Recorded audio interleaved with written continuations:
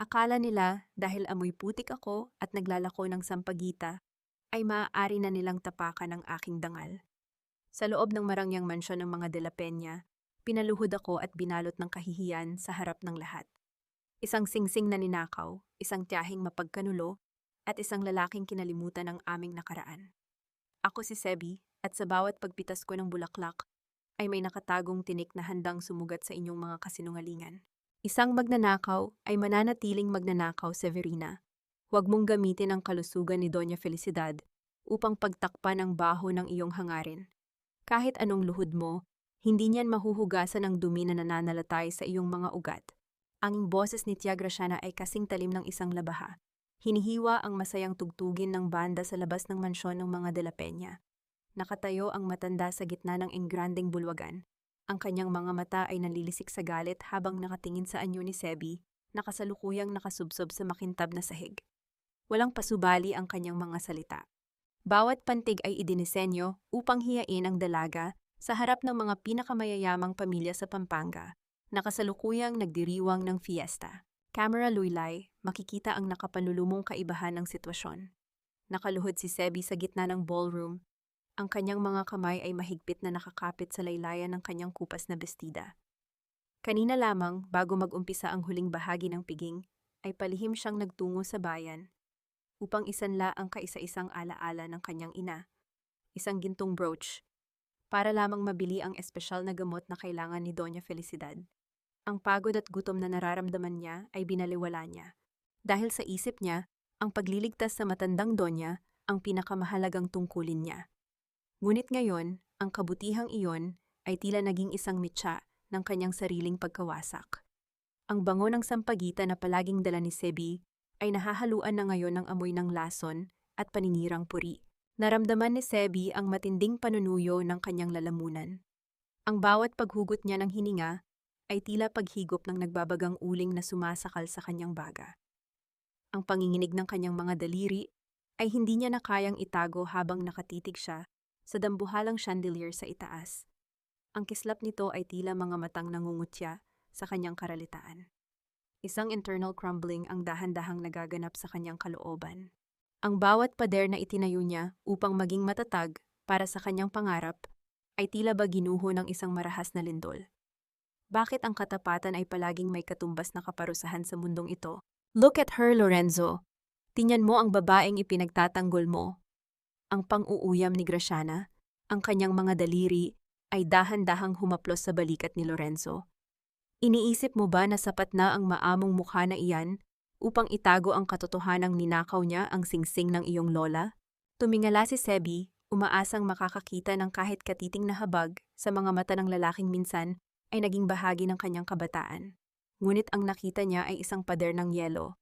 Nakatayo si Lorenzo sa itaas ng hagdanan, suot ang kanyang mamahaling terno, ang kanyang panga ay nagngangalit, at ang kanyang mga mata ay punong-puno ng pagkadismaya. I expected too much from you, Severina, ang malamig na sabi ni Lorenzo. Ang bawat salita niya ay tila isang natdaw na tumatama sa puso ni Sebi.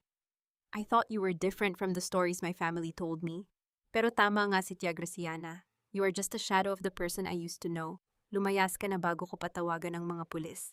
Naramdaman ni Sebi ang pagpunit sa kanyang pagkatao sa bawat salitang binitawan ni Lorenzo. Ganap na pagkawasak ang namayani nang marinig niya ang tawanan ng mga panauhin sa paligid.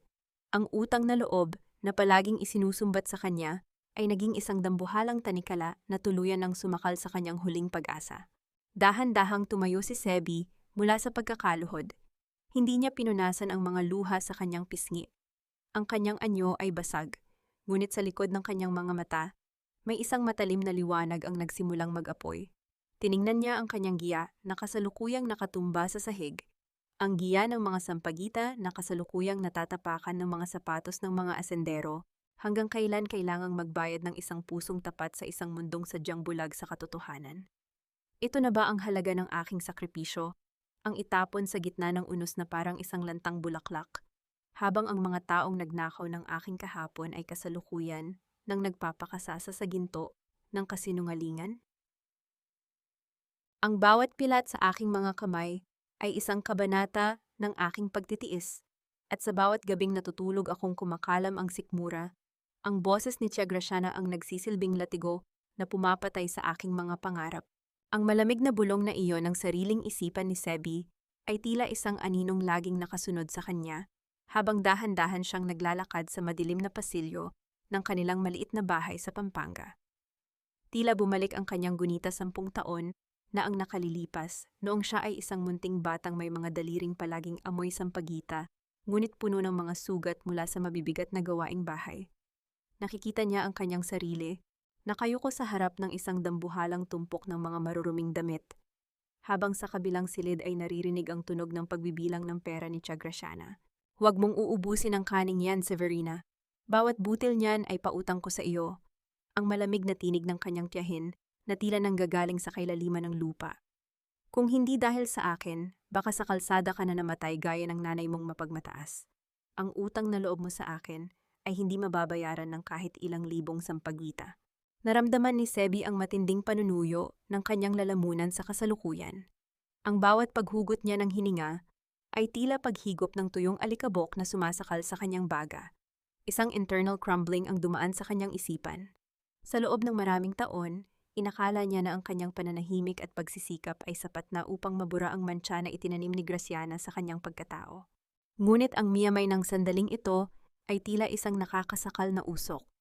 Habang siya ay nagpapakapagod upang isalba ang karangalan ng pamilya de la Peña, ang sarili naman niyang tiyahin ang kasalukuyang naghuhukay ng kanyang libingan sa pamamagitan ng mga kasinungalingan. Ganap na pagpapakumbaba ang namayani ng lapitan ni Sebi ang isang payak na asong gala sa labas ng kanilang bakod noon. Inabot niya ang kaisa-isang piraso ng tinapay na itinira niya para sa sarili. Walang salita, tanging ang dahan-dahang pag-abot ng kanyang nanginginig na kamay sa ulo ng hayop, ngunit naramdaman niya ang isang kalingang hindi niya kailanman nakuha mula sa kanyang sariling dugo. Doon niya na-realize na ang tunay na yaman ay hindi matatagpuan sa loob ng isang pitaka, kundi sa lalim ng malasakit sa gitna ng sariling kakulangan. Nang sumapit ang hating gabi, habang mahimbing na natutulog si Tia Graciana, dahan-dahang nagtungo si Sebi sa bodega. Naghahanap siya ng mga lumang tela upang gawing basket.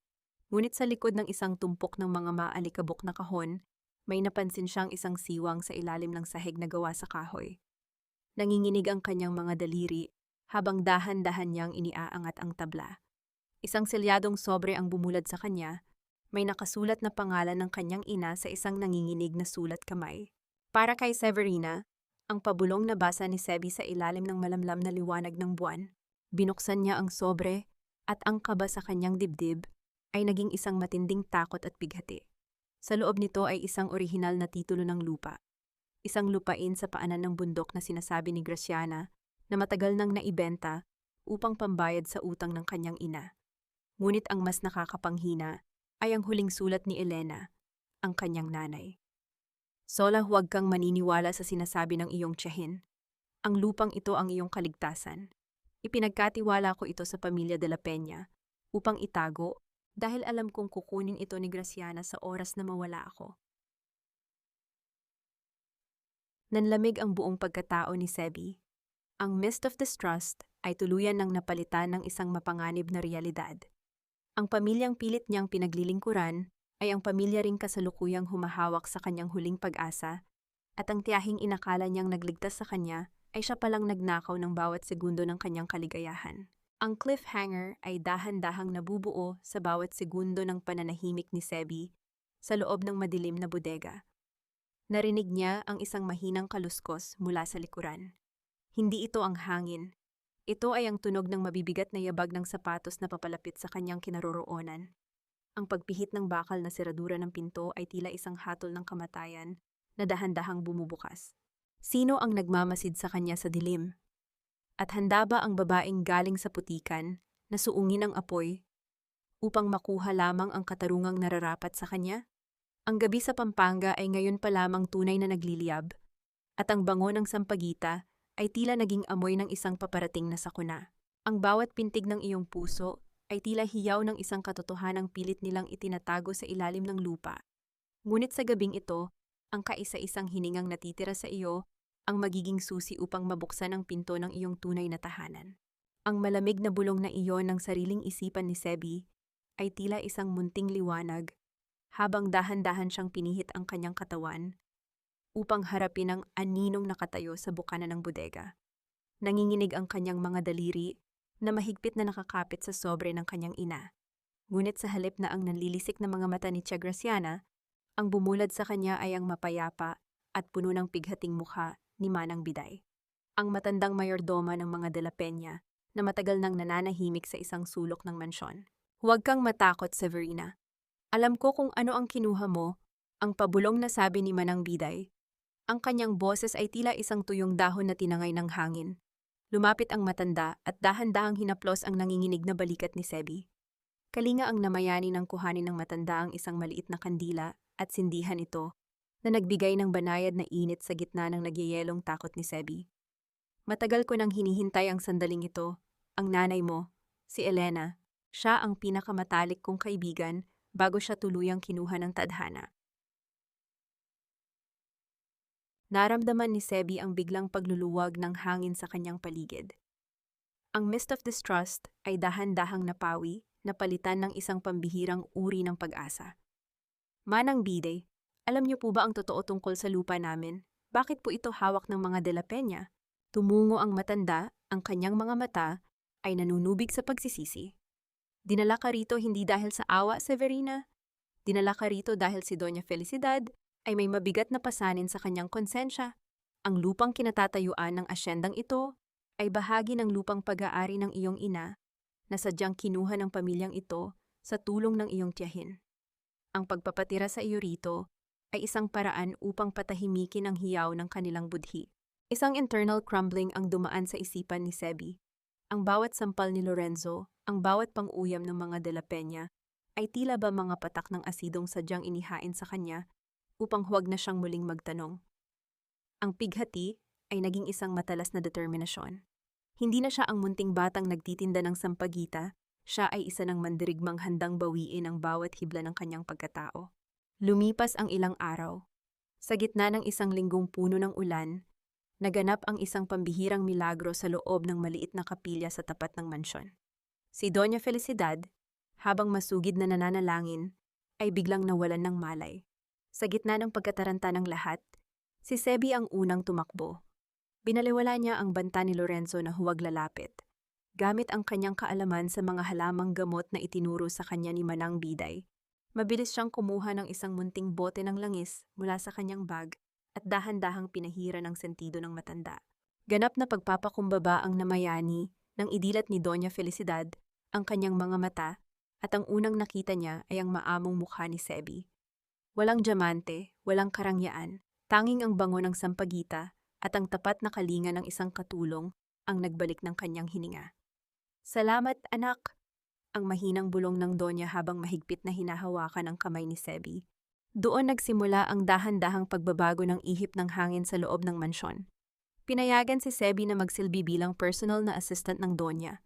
Ngunit ang kapayapaang ito ay mabilis na nilalamon ng kaba sa tuwing makakasalubong niya si Lorenzo sa pasilyo. Ang lalaki ay nananatiling tahimik, ngunit ang kanyang mga mata ay palaging nakapako sa bawat galaw ni Sebi. Isang gabi, habang nag-aayos si Sebi ng mga bulaklak sa garden, biglang lumitaw si Lorenzo sa kanyang likuran. Ang bango ng kanyang mamahaling tabako ay humalo sa bango ng sampagita. Isang slow burn na tensyon ang dahan-dahang nabuo sa pagitan nila. Do you really think na sapat na ang pagliligtas mo kay Lola upang maniwala ako sa iyo, Severina?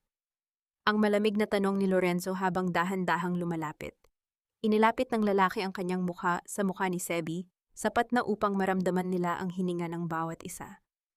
I know your blood. I know what your mother did. Ang bango ng sampagita ay hindi sapat upang takpan ang baho ng isang nakaraan. Naramdaman ni Sebi ang panginginig ng kanyang mga daliri, ngunit nanatiling tuwid ang kanyang likod. Isang matalas na ngiti ang sumilay sa kanyang mga labi. Ang baho na sinasabi niyo, Sir Lorenzo, baka nanggagaling iyon sa mga pader ng mansyong ito, hindi sa dugo ko. Tignan niyo po ang inyong sarili sa salamin, baka doon niyo mahanap ang tunay na magnanakaw. Ang cliffhanger ay dahan-dahang nabubuo sa bawat segundo ng pananahimik ni Lorenzo. Napansin ni Sebi na may hawak ang lalaki na isang maliit na itim na portfolio. Ang portfolio na may tatak ng opisina ni Attorney Siriaco. Isang mabilis na pagpihit ng lalaki ang ginawa niya patungo sa library at doon nakita ni Sebi si Tia Graciana na kasalukuyan nang nakikipagbulungan sa abogado. Sino ang tunay na nagmamasid sa dilim? At handa ba si Sebi na gamitin ang mitya ng katarungan kung ang kabayaran nito ay ang tuluyang pagguho ng pamilyang nagsisilbi niyang huling kanlungan?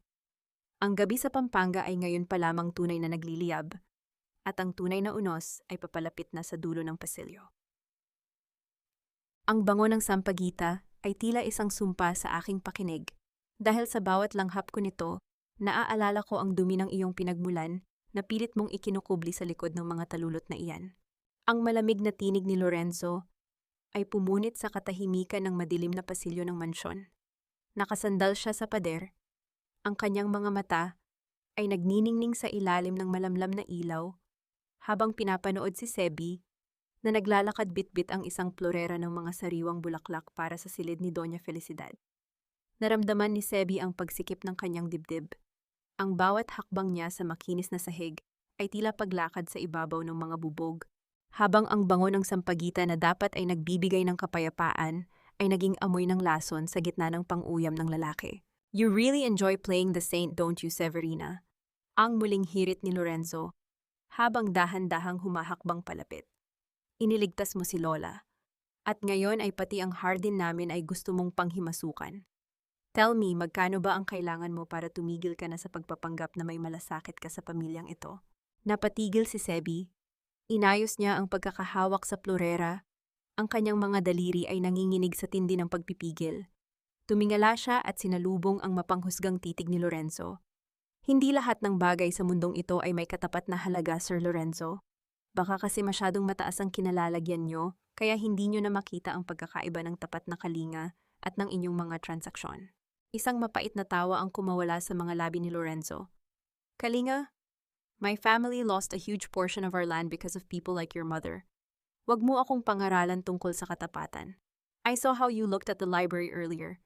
Anong hinahanap mo ron? Another heirloom to steal? Kung may magnanakaw man sa bahay na ito, sigurado akong hindi ako yon. Ang mahinang sagot ni Sebi, ang boses niya ay nagkaroon ng matalim na ningning. Bakit hindi niyo tanungin ang inyong abogadong si Chiriaco? O ang sarili kong tiyahin na kasalukuyan ninyong pinatitira sa loob ng inyong kuta?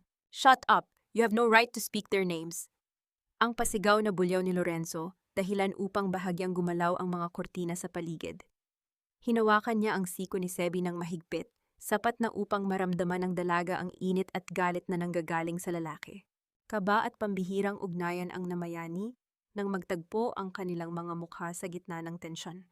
Sa loob ng ilang segundo, tila ba ang Lorenzo na kalaro niya noon sa putikan ay sumilip sa likod ng mga matang puno ng poot. Naramdaman ni Lorenzo ang mabilis na tibok ng puso ni Sebi, isang ritmo ng isang taong nasasaktan, ngunit tumatangging sumuko. May isang bahagi ng kanyang kalooban ang gustong maniwala sa dalaga, ngunit ang mga laso na itinanim ng kanyang ina tungkol sa anak ng manloloko ay tila mga tanikalang lalong humihigpit. Let go of me, Lorenzo.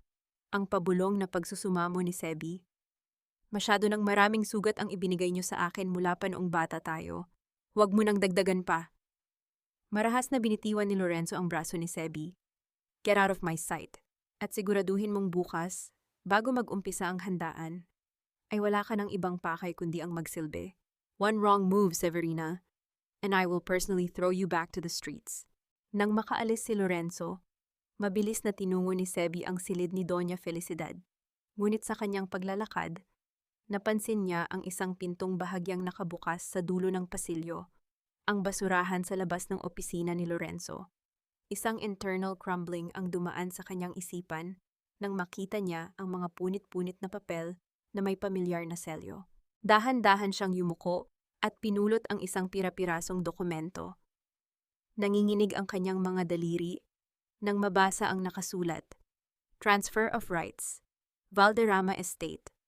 Ang pangalan ng kanyang ina ay nakasulat doon, ngunit may isang malaking pulang marka ng void na tila ba huling hatol sa kanyang pangarap. Ang cliffhanger ay dahan-dahang nabubuo sa bawat segundo ng pananahimik ni Sebi sa madidilim na pasilyo. Narinig niya ang mahinang tawanan ni Tia Graciana at attorney, Chiriaco mula sa loob ng library. Nakuha na natin ang lagda ni Lorenzo sa merger, attorney.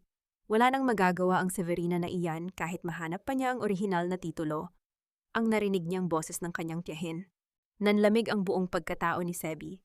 Pinaglalaruan lang pala siya ni Lorenzo? Ginamit lang ba ang kanyang pagliligtas sa Donya upang makuha ang huling piraso ng lupa ng kanyang ina? Ang katarungan ay tila isang bituin na lalong lumalayo sa tuwing dumarating ang umaga. Sa gitna ng kanyang pighati, napansin ni Sebi ang isang maliit na bagay na nagniningning sa ilalim ng cabinet malapit sa basurahan. Isang lumang brooch, ang brooch na ibinenta niya kanina upang mabili ang gamot ni Doña Felicidad. Paanong napunta ito rito? Hindi lahat ng hiyas na nagniningning ay simbolo ng yaman. Madalas, ito ay mga bakas ng luhang natuyo na pilit mong ibinabalik sa iyong palad habang ang mundo ay abala sa pagpunit ng iyong dangal. Ang malamig na bulong na iyon ng sariling isipan ni Sebi ay tila isang banal na panunumpa habang mahigpit niyang hinahawakan ang brooch sa loob ng kanyang palad. Naramdaman niya ang matitulis na dulo ng diamante na bumaon sa kanyang balat, isang hapdi na tila ba naging gamot sa tindi ng pighati na dulot ng pagkakanulo ni Lorenzo. Paanong napunta rito ang hiyas na ito? Tanging isang tao lamang ang may kakayahang bawiin ito mula sa sanglaan ng ganoon kabilis, si Lorenzo. Ngunit bakit? Upang ipamukha ba sa kanya na pati ang kanyang sakripisyo ay pag-aari na rin ng mga De La Peña? Naramdaman ni Sebi ang matinding panunuyo ng kanyang lalamunan nang marinig ang yabag ng sapatos ni Tia Graciana na papalabas ng library. Isang internal crumbling ang dumaan sa kanyang isipan.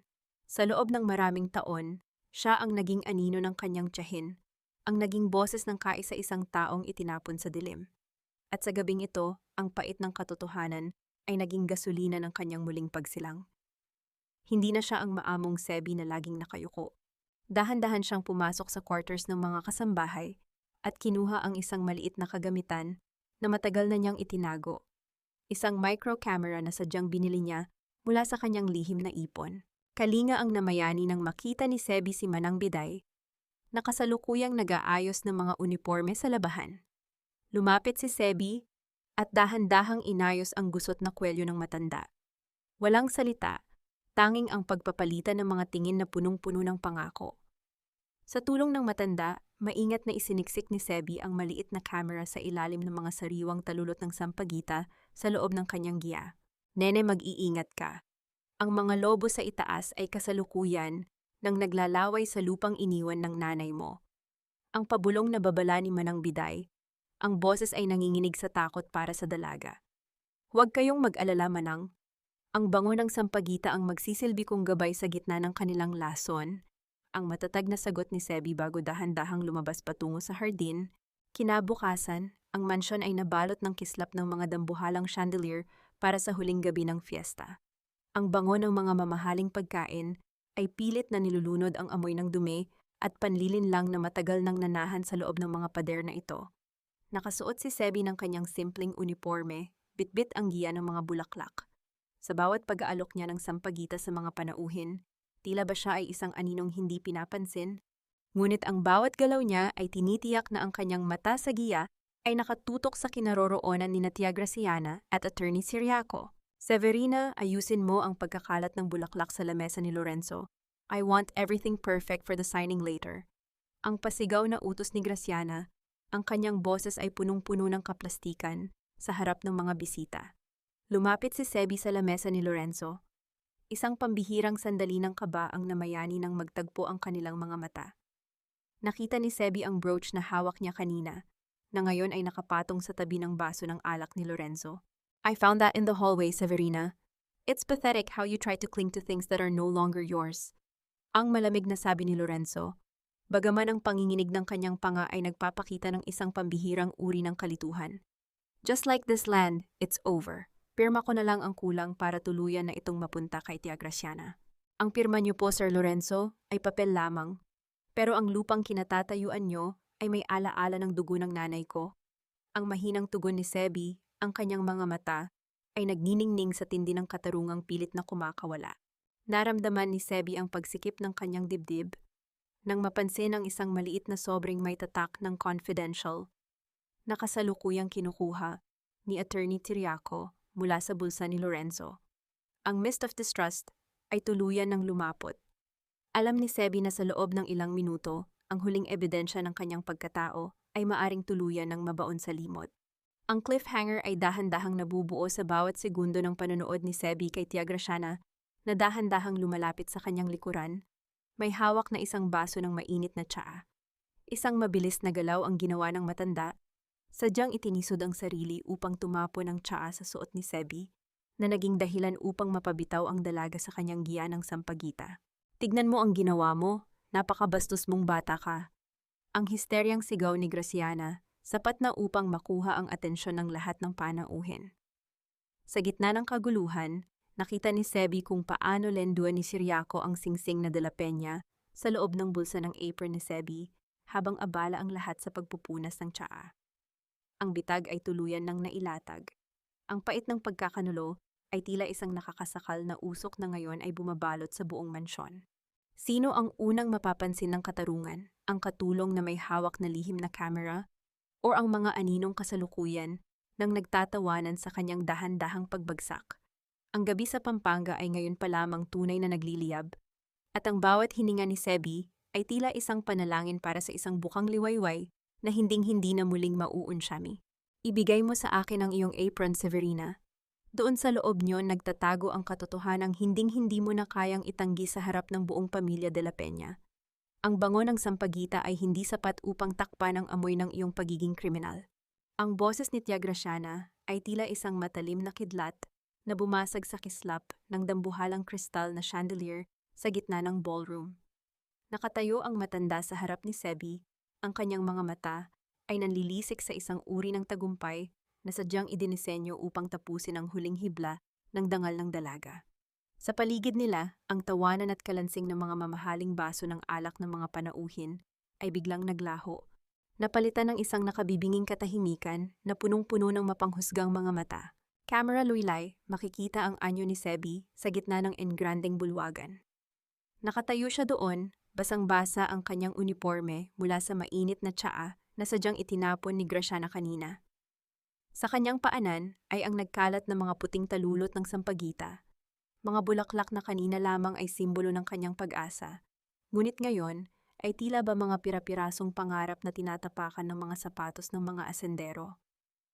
Isang contextual irony ang bumalot sa sandaling iyon. Narito si Sebi, ang kaisa-isang taong nagbuwis ng sariling huling alaala upang iligtas ang buhay ng Donya, kasalukuyan namang itinuturing na pinakamasamang dumi sa loob ng mansyong iyon. Naramdaman ni Sebi ang matinding panunuyo ng kanyang lalamunan. Ang bawat paghugot niya ng hininga ay tila paghigop ng tuyong alikabok na sumasakal sa kanyang baga. Ang panginginig ng kanyang mga tuhod ay hindi na niya maikubli, at ang init ng kahihiyan ay dahan-dahang umaakyat sa kanyang mga pisngi. Tila ba sadyang sinusunog ang kanyang pagkatao sa harap ng lahat. Ang internal crumbling ay tuluyan ng nagaganap. Ang bawat pader na itinayo niya sa Pampanga upang maging matatag para sa kanyang kapatid ay tila ba ginuho ng isang marahas na pagkakanulo. Paanong ang sarili niyang dugo ang siyang maglulubog sa kanya sa ganitong uri ng putikan? What's happening here, tita? Ang malamig na tanong ni Lorenzo habang dahan-dahang bumababa sa engrandeng hagdanan. Ang bawat yabag ng kanyang sapatos ay tila ritmo ng isang hatol na papalapit. Lorenzo, nahanap na natin ang magnanakaw.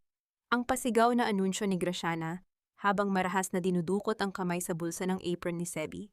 Sa isang mabilis na galaw, nagniningning na lumabas ang gintong singsing na de la Peña, ang hiyas na naging simbolo ng kapangyarihan ng pamilya sa loob ng maraming henerasyon. Ganap na pagkawasak ang namayani nang marinig ni Sebi ang pagsinghap ng mga panauhin. Tumingala siya at nagtagpo ang kanilang mga mata ni Lorenzo. Umasa siya na kahit katiting na pagtitiwala ay makikita niya sa mga matang iyon, ngunit ang tanging bumulad sa kanya ay ang pader ng yelo na muling itinayo ng lalaki. I wanted to believe you, Severina, ang pabulong na sabi ni Lorenzo. Ang boses niya ay punong-puno ng nakakangilong pait at matinding pagkabigo. But you really are just like what they said. Isang anak ng manloloko na ang tanging alam ay kumuha ng mga bagay na hindi para sa kanya. Luhod! Ang muling hiyaw ni Graciana habang itinuturo ang malamig na marmol. Humingi ka ng tawad sa pamilyang nagpakain sa iyo. Humingi ka ng tawad dahil nangahas kang dungisan ang pangalan ng mga de la Peña. Dahan-dahan, tila bumagal ang pagtakbo ng oras para kay Sebi. Ang bawat sentimetro ng pagbaba ng kanyang mga tuhod patungo sa matigas na sahig ay tila pagpunit sa bawat pahina ng kanyang marangal na paninindigan. Nang tumama ang kanyang balat sa semento, naramdaman niya ang matalim na hapdi, hindi lamang sa katawan, kundi sa pinakamalalim na bahagi ng kanyang kaluluwa. Isang pambihirang sandali ng pighati ang namayani habang nakatungo ang kanyang ulo, pilit na ikinukubli ang mga luhang sadyang ayaw niyang ipakita sa kanila. I didn't do it. Ang pabulong na panalangin ni Sebi, ngunit ang kanyang tinig ay nilamon lamang ng tawanan at bulungan ng publiko. Marahas siyang hinablot ng mga gwardya sa utos ni Lorenzo. Kinaladkad si Sebi palabas ng mansyon, binaliwala ang kanyang mga pagsusumamo. Habang muli siyang itinatapon sa gitna ng malakas na buhos ng ulan sa labas ng gate, naramdaman niya ang marahas na pagsasara ng bakal na pinto. Isang tunog na tila huling hatol sa kanyang pangarap. Naiwang nakasubsob si Sebi sa maputik na kalsada. Ang kanyang puting uniforme ay puno na ng dumi, tila ba simbolo ng kanyang nadungisang pangalan. Ngunit sa gitna ng kanyang pagkawasak, naramdaman niya ang isang maliit na bagay sa loob ng kanyang nakakuyom na kamao. Ang giya ng sampagita na sadyang hindi niya binitawan. Dahan-dahan niya itong binuksan sa ilalim ng malamlam na ilaw ng poste, at doon, sa gitna ng mga basang talulot, nagniningning ang maliit na lente ng kanyang micro-camera. Ang cliffhanger ay dahan-dahang nabubuo sa bawat segundo ng panonood ni Sebi sa monitor ng kanyang cellphone. Nakita niya ang bawat segundo ng pag-frame sa kanya ni Graciana at Ciriaco. Ngunit sa monitor din na iyon, nakita niya ang isang mas malaking panganib. Ang lagda ni Lorenzo sa merger agreement ay kasalukuyan ng ginagawa sa loob ng library, ang huling hakbang upang tuluyan nang mawala ang lupain ng kanyang ina. Sino ang mas mabilis na makakarating sa katarungan? Ang katulong na kasalukuyan ng itinatapon ng mundo o ang katotohanang kasalukuyan nang nakabaon sa loob ng giya ng mga bulaklak? Ang gabi sa Pampanga ay ngayon pa lamang tunay na nagliliyab, at ang bawat hininga ni Sebi ay tila isang pakikipagpatintero sa tadhana bago tuluyang mabaon ang lahat sa limot. Ang bawat patak ng ulan ay tila mga pako na ibinabaon sa aking puso, ngunit sa bawat hapdi ng pagkakasubsob ko sa putik, mas lalong tumitibay ang aking paninindigan na hinding-hindi na ako muling luluhod sa inyong mga kasinungalingan. Ang malamig na bulong na iyon ni Sebi ay nilamon ng dagundong ng kulog habang nakasandal siya sa malamig at basang pader sa labas ng mansyon ng mga De La Peña. Naramdaman niya ang matinding panunuyo ng kanyang lalamunan sa kabila ng basang paligid. Isang contextual irony ang dumaan sa kanyang isipan. Narito siya, ang babaeng itinuring na anak ng manloloko. Kasalukuyan namang hinahayaan ng langit na malunod sa sariling pighati, habang ang mga tunay na magnanakaw ay nagpapakasasa sa bango ng mamahaling alak sa loob ng ballroom. Ang amoy ng basang aspalto at ang lansa ng putik ay tila naging amoy ng kamatayan para sa kanyang pagiging maamo. Naramdaman ni Sebi ang panginginig ng kanyang mga daliri, habang pilit niyang binubuksan ang kanyang basang cellphone. Sa ilalim ng kanyang jacket, mahigpit niyang niyayakap ang giya ng sampagita.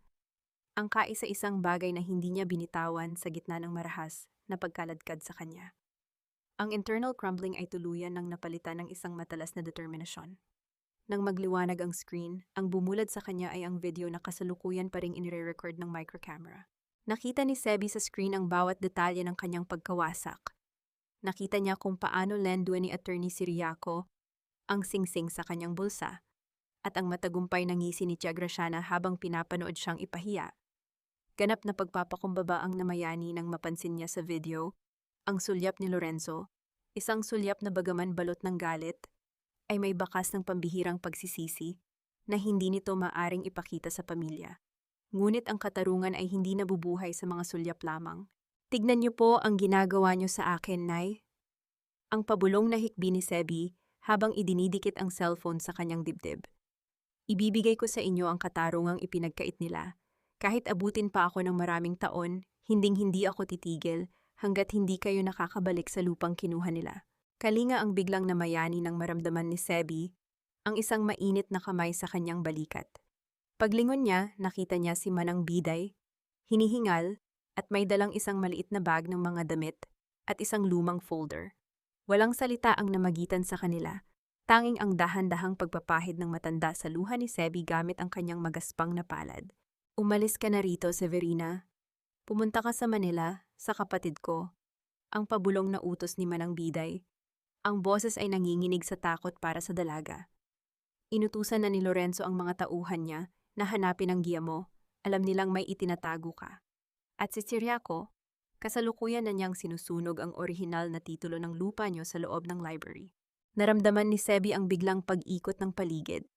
Ang injustice ay tuluyan ng naging isang nagngangalit na apoy. Ang kaisa-isang patunay ng kanyang pagmamay-ari ay kasalukuyan ng nagiging abo. Mabilis niyang kinuha ang folder mula kay Manang Biday. Ang huling kopya ng mga dokumentong itinago ng matanda sa loob ng maraming taon. Salamat, Manang. Pangako po, babalik ako. Ang mariing panata ni Sebi bago mabilis na tumayo at binaliwala ang hapdi ng kanyang sugatang tuhod. Ang cliffhanger ay dahan-dahang nabubuo sa bawat pagtakbo ni Sebi patungo sa dulo ng kalsada, kung saan ang anino ng isang paparating na bus ay dahan-dahang lumilitaw sa gitna ng ulan. Tumingin siya sa huling pagkakataon sa nagniningning na mansyon ng mga De La Peña. Nakita niya si Lorenzo sa balkonahe, nakatingin sa direksyon niya, ang anino nito ay tila isang bilanggo sa sarili niyang karangyaan. Ngunit sa loob ng library, isang dambuhalang liyab ang kasalukuyan nang lumalamon sa mga papel na hawak ni Ciriaco. Ang hindi alam ng abogado, ang bawat dokumentong sinusunog niya ay naitatala na sa cloud storage ni Sebi sa pamamagitan ng microcamera. Ang laban ay hindi na lamang tungkol sa isang singsing. Ito ay isa ng pakikipag-unahan sa tadhana na aabot ng 3 mahabang taon ng paghihintay. Saan dadalhin ng bus ang anak ng katulong sa gitna ng gabi? At sapat ba ang mata sa likod ng bulaklak upang wasakin ang pader ng ginto ng mga De La Peña sa oras ng kanyang muling pagsilang? Ang gabi sa Pampanga ay ngayon pa lamang tunay na nagliliyab, at ang halimuyak ng katarungan ay nagsisimula pa lamang humimig ng isang madugong oyayi. Ang panahon ay hindi lamang nagbibilang ng mga segundo at minuto. Ito ay isang dahan-dahang paghabi ng mga pira-pirasong pangarap mula sa mga labi ng pighati, hanggang sa ang bawat luhang ipinatakmo sa putik ay maging isang dambuhalang karagatan na lulunod sa mga taong humamak sa iyo. 3 taon, 1,075 gabi ng paglunok sa pait ng bahaw at pagpawi ng sariling luha, gamit ang mga kamay na dati ay binalot sa dumi, ngunit ngayon ay naging kasing kinis na ng mga talulot ng sampagita sa ilalim ng hamog. Nakatayo si Sebi sa gitna ng kanyang malawak na flower farm sa labas ng lungsod, pinagmamasdan ng dahan-dahang pagsibol ng mga puting bulaklak. Wala na ang kupas na bestida. Suot niya ngayon ay isang asul na lino na blazer. Ang kanyang buhok ay maayos na nakatali, at ang kanyang mga mata ay nagniningning hindi dahil sa diamante, kundi sa dangal na siya mismo ang nagtayo mula sa wala. Naramdaman ni Sebi ang matinding panunuyo ng kanyang lalamunan nang maalala ang gabing itinapon siya sa labas ng gate ng mansyong De La Peña. Isang contextual needle ang bumaon sa kanyang puso nang mapatingin siya sa kanyang sariling mga kamay. Ang mga kamay na dati ay nanginginig sa takot. Ngayon ay siya nang humahawak sa kapalaran ng libu-libong manggagawa sa kanyang farm. Ang bawat bango ng sampagita sa hangin ay hindi na sumpa, kundi isang awit ng tagumpay. Ang miyamay ng lahat ay tila isang nakakasakal na usok, habang ang pamilya De La Peña ay kasalukuyan nang nalulubog sa utang dahil sa maling pamamahala ni Carlos at sa kasakiman ni Tia Graciana. Ang babaeng itinuring nilang basura ay siya na ngayong tinaguriang reyna ng mga bulaklak sa buong Pampanga. Naramdaman ni Sebi ang muling pag-init ng kanyang mga mata. Ngunit sa pagkakataong ito, hindi ito luha ng pait. Isang internal crumbling ang dumaan sa kanyang isipan nang maalala niya ang huling balita tungkol kay Lorenzo. Ang lalaking akala niya ay kanyang kanlungan ay naging isang bilanggo rin ng sarili niyang pamilya. Sa loob ng 3 taon, ang mansyong De La Peña ay naging isang malamig at madilim na palasyo, punong-puno ng mga lihim na dahan-dahan nang lumalabas sa bawat siwang ng pader. Kalinga ang namayani nang lumapit si Manang Biday sa kanya, bitbit ang isang tray ng mainit na tsa. Ang matanda ay kasama na niya sa farm, nagsisilbi bilang kanyang kanang kamay at tapat na sandigan.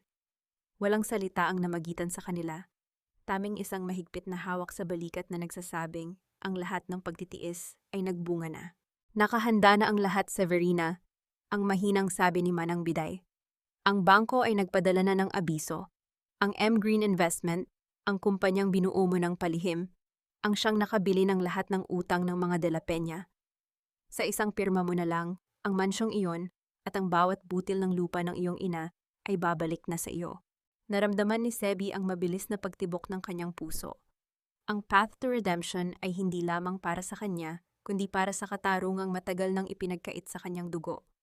Salamat manang, panahon na upang muling sumikat ang araw sa Pampanga. Samantala, sa loob ng naghihingalong mansyon ng mga De La Peña, ang hangin ay punong-puno ng tensyon. Nakaupo si Lorenzo sa library, nakatitig sa bakanting baso ng alak. Ang kanyang mukha ay maputla, punong-puno ng pagsisisi, na tila ba isang laso na dahan-dahang kumakain sa kanyang kaluluwa. Isang internal crumbling ang dumanas sa kanya nang mapansin ang tuyong sampagita sa loob ng isang luma at basag na plorera, ang huling bulaklak na iniwan ni Sebi bago ito lumisan. Lorenzo, anong gagawin natin? Ang histeryang sigaw ni Tia Graciana mula sa sala. Sinasabi ng abogado na may isang misteryosong investor na kinuha ang lahat ng shares natin. Mawawalan tayo ng bahay. Tumingin si Lorenzo sa kanyang tiyahin nang may matinding pandidiri. Ang hiya na palagi nitong ginagamit na sandata ay kasalukuyan na ring lumalamon sa kanila. Yan ang presyo ng iyong kasakiman, tita. Inisip niyo na sapat na ang ginto upang ibaon ang katotohanan. Ang cliffhanger ay dahan-dahang nabubuo sa bawat yabag ng sapatos sa driveway ng mansyon. Isang itim at nagniningning na sasakyan ang dahan-dahang huminto sa tapat ng gate. Bumukas ang pinto at lumabas ang isang babaeng binalot ng karangyaan at awtoridad. Nanigas ang buong pagkatao ni Lorenzo nang makita ang anyo ng babaeng dahan-dahang naglalakad patungo sa loob ng mansyon. Ang bango ng sampagita ay muling humahalimuyak sa paligid. Ngunit sa pagkakataong ito ay hindi na amoy ng isang biktima. Ito ay amoy ng isang reynang nagbabalik upang bawiin ang kanyang vungmin.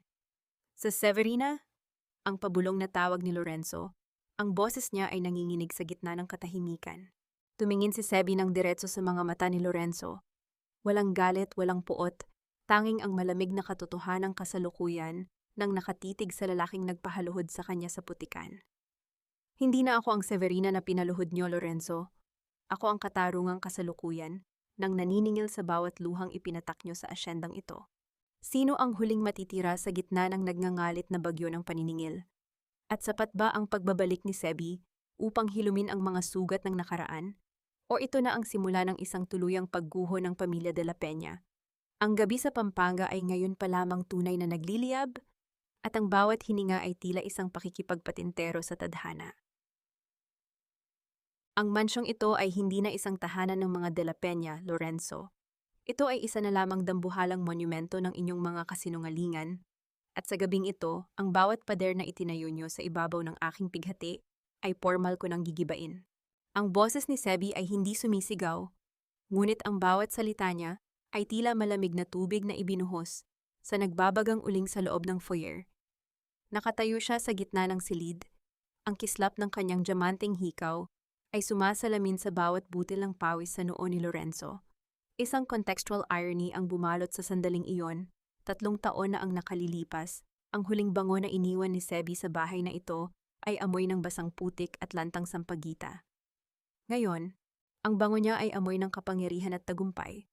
Isang amoy na tila ba sumasakal sa hininga ng bawat taong naroroon. Naramdaman ni Sebi ang panginginig ng kanyang mga daliri habang dahan-dahan niyang inilalapag ang kanyang mamahaling itim na bag sa ibabaw ng lamesang Nara. Isang internal crumbling ang dumaan sa kanyang isipan nang makita ang anyo ng mansyon. Ang mga painting ay may mga bakas na ng amag at ang kintab ng sahig ay tuluyan ng naglaho, gaya ng huwad na karangalan ng pamilyang ito. Paano ang isang palasyong itinayo sa pagnanakaw ay mabilis na nagmimitang isang libingan ng mga pangarap? Severina, hindi ako makapaniwala. Ang nanginginig na simula ni Lorenzo. Humakbang siya palapit. Ang kanyang mga mata ay pabalik-balik sa mukha ni Sebi, na tila ba naghahanap ng anino ng munting batang kalaro niya noon. All this time, ikaw ang M. Green, ikaw ang bumili ng aming mga utang. I didn't just buy your debts, Lorenzo. I bought the chance to show you the truth. Ang malamig na tugon ni Sebi. Biglang pumasok si Tia Graciana mula sa kusina, hinihingal at nanlilisik ang mga mata. Nang makita niya si Sebi, ang kanyang mukha ay nawalan ng kulay. Tila ba nakakita siya ng isang multong nagbalik upang maningil. Ikaw? Paano ang isang basurang katulad mo ay nagkaroon ng lakas ng loob na bumalik dito? Guards, ipalabas ang babaeng iyan. Isang matalim na tawa ang kumawala sa mga labi ni Sebi. Ang mga gwardyang tinatawag mo tita ay kasalukuyan nang sumusunod sa aking mga utos. Sila ang nagbukas ng gate para sa akin at sila rin ang magsasara ng pinto sa iyong tuluyang pag-alis. Katarungan ang namayani nang ilabas ni Sebi ang isang makapal na folder mula sa kanyang bag. Inihagis niya ito sa harap ni Lorenzo. Ang tunog ng pagbagsak ng mga papel sa lamesa ay tila ritmo ng isang hatol na hindi na mapipigilan. Nariyan ang lahat, Lorenzo, patuloy ni Sebi, ang kanyang boses ay nagkaroon ng kakaibang autoridad. Ang ebidensya ng pag-frame sa akin ni Che Graciana noong gabing iyon. Ang video mula sa microcamera na sadyang kinalimutan ninyong hanapin sa aking giya. At ang pinakamahalaga, ang orihinal na titulo ng lupang ninakaw niyo sa nanay ko, na may pirma ni Attorney Tiriaco, at ang peking selyo ng inyong pamilya. Naramdaman ni Sebi ang pagsikip ng kanyang dibdib nang mapansin ang pagbagsak ng balikat ni Lorenzo. Ang hiya ay tuluyan ng lumunod sa lalaki habang binabasa ang bawat pahina. Ang lalaking akala niya ay kaisa-isang pader na sasalo sa kanya. Ngayon ay humahagulgol sa harap ng katotohanang siya ay naging bulag na kasangkapan ng sarili niyang dugo. Sebi, I'm sorry, I was so stupid. Ang hikbi ni Lorenzo, dahan-dahan itong lumuhod sa sahig. Sa eksaktong pwesto kung saan pinaluhod ni Graciana si Sebi 3 taon na ang nakalilipas. Pighati ang dumaan sa puso ni Sebi, ngunit hindi na siya ang biktima na madaling maawa. Ang sorry mo, Lorenzo, ay hindi makakapagpabalik sa 3 taon na kinalimutan ko kung paano huminga ng malaya. Hindi niyan maibabalik ang bawat sampal na tinanggap ko habang ikaw ay nanonood lang. Biglang bumukas ang pinto ng library at lumitaw si Attorney Tiriaco. May hawak itong isang itim na portfolio at may isang mapanganib na ngiti sa kanyang mga labi. Masyado kayong naging emotional, ang panguuyam ng abogado. Severina, baka nakakalimutan mo. Hawak ko ang huling piraso ng dokumento na magsasabing ang farm mo ay nakatayo sa ilegal na pondo. Isang tawag ko lang at guguhurin ang kahariang itinayo mo. Nanlamig ang buong pagkatao ni Sebi. Ang mist of distrust ay muling umihip. Ngunit sa pagkakataong ito, may dalang panganib na maaring sumira sa lahat ng kanyang pinaghirapan. Isang dangling mystery ang sumibol sa kanyang isipan. Sino ang tunay na nagpautang kay Tiriaco upang magkaroon ito ng ganitong klaseng lakas ng loob? Ang cliffhanger ay dahan-dahang nabubuo sa bawat hakbang ni Tiriaco patungo sa kinaroroonan ni Sebi. Inilabas ng abogado ang kanyang cellphone at may ipinakitang video, isang video ni Manang Biday, nakasalukuyan nang nakatali sa loob ng isang madilim na warehouse. Pumili ka, Severina, ang malamig na banta ni Tiriaco. Ang katarungan para sa iyong ina o ang buhay ng matandang nagtraidor sa amin para sa iyo? Naramdaman ni Sebi ang matinding panunuyo ng kanyang lalamunan. Ang gabi sa Pampanga ay ngayon pa lamang tunay na nagliliyab, at ang halimuyak ng katarungan ay tila ba nahahaluan na ngayon ng amoy ng sariwang dugo. Sino ang magsasakripisyo ng huling hininga? At sapat ba ang tatag ni Sebi upang harapin ang huling halimaw na nagkukubli sa likod ng ginto? Isang maling galaw mo, Severina, at ang bango ng iyong mga sampagita ay mapapalitan ng amoy ng kamatayan. Huwag mong iisipin na dahil hawak mo ang aming mga utang, ay hawak mo na rin ang aming mga leeg. Ang malamig na banta ni Attorney Tiriaco ay tila isang marahas na hampas ng hangin na yumanig sa loob ng foyer. Nakatayo ang abogado sa gitna ng liwanag, ang kanyang mukha ay balot ng isang demonyong ngiti habang tinititigan ang nanginginig na mga kamay ni Sebi. Naramdaman ni Sebi ang matinding panunuyo ng kanyang lalamunan. Isang internal crumbling ang dumaan sa kanyang isipan. Narito siya sa rurok ng kanyang paghihiganti, ngunit sa isang iglap, ang kaisa-isang taong naging sandigan niya sa loob ng 3 taon ay kasalukuyan ng ginagawang alay sa dambana ng kasakiman. Ang bawat paghinga niya ay tila paghigop ng nakakasakal na usok ng pighati. Camera luylay, makikita ang anyo ni Sebi na pilit na nagpapakatatag sa gitna ng silid. Suot niya ang kanyang asul na blazer na simbolo ng kanyang tagumpay, ngunit sa sandaling ito, pakiramdam niya ay isa siyang batang muling nawawala sa dilim. Ang miyamai ng lahat ay tila isang hotdown na tumatama sa kanyang dibdib. Habang siya ay may sapat na yaman upang bilhin ang buong asyenda, hindi niya mabili ang kaligtasan ng babaeng itinuring niyang pangalawang ina. Bitawan niyo si Manang Biday Tiriaco! Ang pasigaw na hiyaw ni Sebi Ang kanyang boses ay pumiyok dahil sa tindi ng kaba at galit. Nandito ang mga dokumento. Kunin niyo na ang lahat, huwag niyo lang siyang sasaktan. Isang mapait na tawa ang kumawala sa mga labi ni Tia Graciana na noon ay nakatayo sa likuran ng abogado. Masyado kang naging maawain, Severina. Iyan ang kahinaan na palaging magpapabagsak sa iyo. Ngunit sa gitna ng tensyon, ang namayani ng dahan-dahang tumayo si Lorenzo mula sa kanyang pagkakaluhod. Ang panga niya ay nagngangalit at ang kanyang mga mata ay nagniningning sa isang uri ng determinasyon na matagal nang hindi nakikita ni Sebi. Humakbang si Lorenzo pasulong at humarang sa gitna ni na Sebi at si Riaco. Ang kanyang malapad na balikat ay nagsilbing pader laban sa lason ng abogado. I'm done being your puppet, Chiriaco. At lalong-lalo na sa iyo, tita. Ang malamig at matatag na sabi ni Lorenzo. Tumingin siya kay Sebi, isang sulyap na puno ng pagsusumamo at tapat na pagkilala. Sebi, pakinggan mo ako. Alam ko kung nasaan ang warehouse na yan. Iyon ang lumang imbakan ng asukal sa dulo ng ating lupain. Sumama ka sa akin. Lorenzo, anong kabaliwan ito? Ipinagkakanulo mo ba ang sarili mong dugo? Ang histeryang sigaw ni Graciana. Ang dugo na mayroon ako, tita, ay kasalukuyan ng nasusuka sa inyo. Ang sagot ni Lorenzo, bago marahas na hinablot ang susi ng kanyang sasakyan sa lamesa. Let's go, Sebi, we don't have much time. Naramdaman ni Sebi ang biglang pagluluwag ng hangin sa kanyang paligid. Nang hawakan ni Lorenzo ang kanyang kamay, ang init ng palad ng lalaki ay tila isang panunumpa na hinding-hindi na siya mag-iisa sa laban na ito. Isang slow burn na emosyon ang sumabog sa kanilang pagitan sa gitna ng ulan na nagsisimula na namang bumuhos sa labas. Mabilis silang tumungo sa sasakyan, binaliwala ang mga sigaw ni Graciana at Chiriaco, habang binabaybay nila ang madilim at maputik na kalsada patungo sa dulo ng asyenda. Ang katahimikan sa loob ng sasakyan ay tila isang malalim na karagatan. Kalinga ang nangyari nang mapansin ni Lorenzo ang panginginig ni Sebi. Dahan-dahan niyang inabot ang kamay ng dalaga at pinisil ito ng mahigpit. I'm sorry for everything, Sebi. Sa loob ng 3 taon, pinatuyo ko ang aking puso dahil sa maling akala. Pero pangako, simula ngayong gabi, ang bawat disenyo ng buhay ko ay itatayo ko kasama ka. Ililigtas natin si Manang Biday. Ang pabulong na panata ni Lorenzo. Nakarating sila sa lumang warehouse. Ang paligid ay nababalot ng makapal na talahib. At ang amoy ng nabulok na asukal ay sumakal sa kanilang pandinig. Dahan-dahan silang bumaba ng sasakyan, pilit na iniiwasan ang bawat tunog ng pagpihit ng mga tuyong dahon. Sa loob ng warehouse nakita ni Sebi ang anino ni Manang Biday na nakatali sa isang upuan, ang ulo nito ay nakayuko at tila wala ng lakas. Manang ang pabulong na hiyaw ni Sebi. Ngunit bago pa man sila makalapit, isang malakas na tunog ng pagpreno ng isa pang sasakyan ang narinig nila mula sa labas.